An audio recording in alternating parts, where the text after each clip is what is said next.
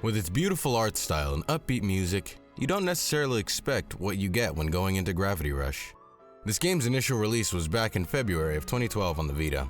I was captured by its unique look and combat, but I never had a Vita, so I never really got around to playing it. But thanks to its wonderful re-release on PS4, I got the chance.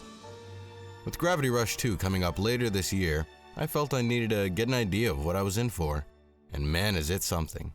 I honestly didn't expect the kind of emotional roller coaster I had just purchased. You play as a heroine named Kat, who's new to the city of Hexville, but without memory of who you are, how you got there, or why. You're thrown into a world where you need to defend yourself and others from evil beasts that lurk, and you need to learn quick. But you're not alone.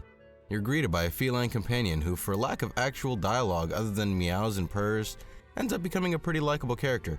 With her newly discovered abilities, she quickly sets out to become a local hero. But those smaller jobs don't go unnoticed. Pretty soon the city will be asking for your help, whether it be with Nevi, street racers, or just being someone's maid. But hey, you get a nice outfit out of it. The dialogue between characters that you meet is generally fun to read through. It's in this comic book style of scene by scene, but works well with the aesthetic of the game. Kat, throughout her first interactions with the people of Hexville, really flushes out her personality, making new friends or new enemies. She becomes a very likable character that puts the needs of others before herself. Now, there's a little bit of a learning curve to the gravity control. It's a simple button press to relieve gravity and the same button to shift into the direction that you're facing. Walk on walls and ceilings or slide around as if skating across the city. After a couple hours though, you'll be in the swing of things. You can upgrade your abilities by collecting these gems called precious gems. These things can power some of the areas of the city, so having more than enough is always a good idea. After some good deeds, your renown will go up and you'll gain a new level or two to each power.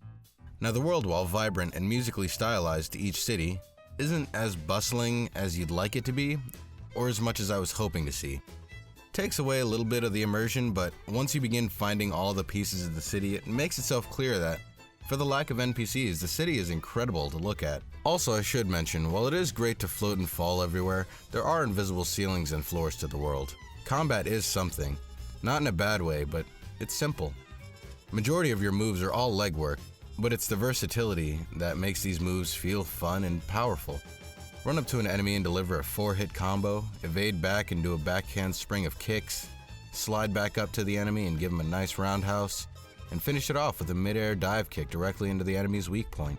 This game isn't just combat and smooth moves, it's a story about a girl who wants to help. From the beginning, you have nothing, but as the locals give you some direction in how to help them out, others will just criticize. After every story mission, new NPCs will appear around the city to talk to you. Fans will come up to you and praise you. Some tell you stories of heartbreak and sadness, like being stuck in a world unseen by all, torn between time and space. I found myself exploring the city to meet new people, skating on walls, falling over cityscapes, racing trains. I turned into a kid in a candy shop. This game holds a special place in my heart, going from nothing in dislike to famed hero of Hexville. The heart this game has is incredible. If you've got a PS4 and the $30, it's worth it. If you're still a little skeptical, this game's gone on sale about 3 times since the remastered version's release, so patience. If you were looking for a new sandbox experience, wanted something to pass the time, or are actually genuinely interested in the game yourself, go for it. I highly recommend it.